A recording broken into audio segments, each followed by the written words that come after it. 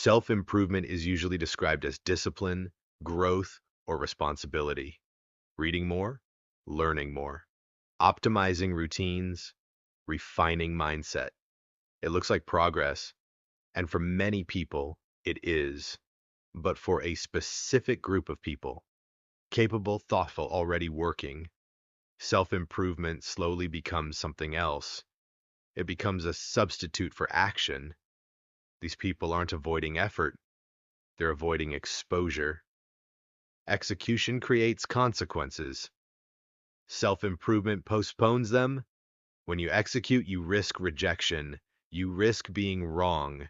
You risk discovering that your instincts were inaccurate. That kind of feedback doesn't threaten effort, it threatens identity. Preparation doesn't do that.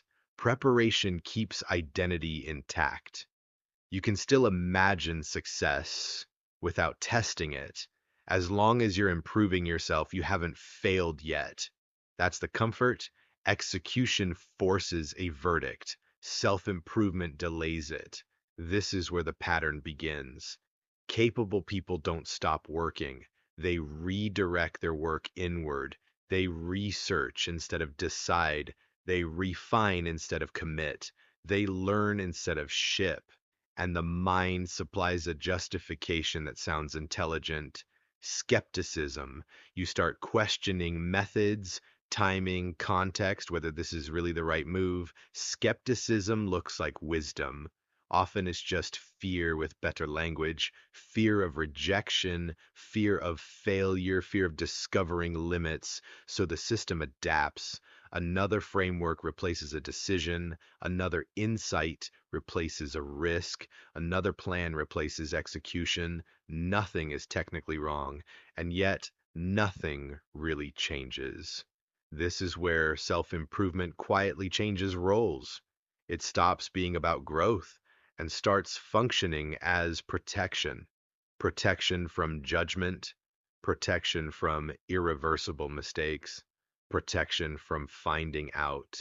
Comfort sets in, not comfort as relaxation, a comfort as control. You feel responsible, busy, engaged, but outcomes stay the same. The most effective people don't wait to feel ready, not because they're confident, but because waiting has never worked.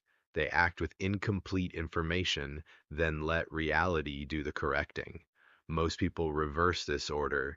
They want belief before action, clarity before commitment, reassurance before risk.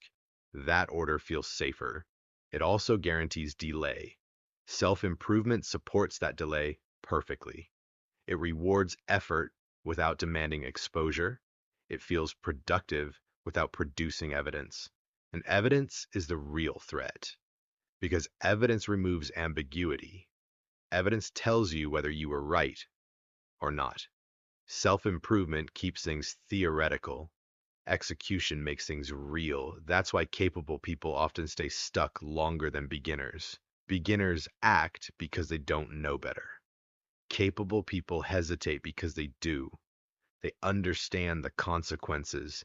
They understand the risks. So they improve themselves instead. The problem isn't lack of ability. It's misplaced effort. Self-improvement isn't the issue. Using it to avoid commitment is. Most people never notice when the shift happens. They just wake up more prepared and no further along. That's the pattern.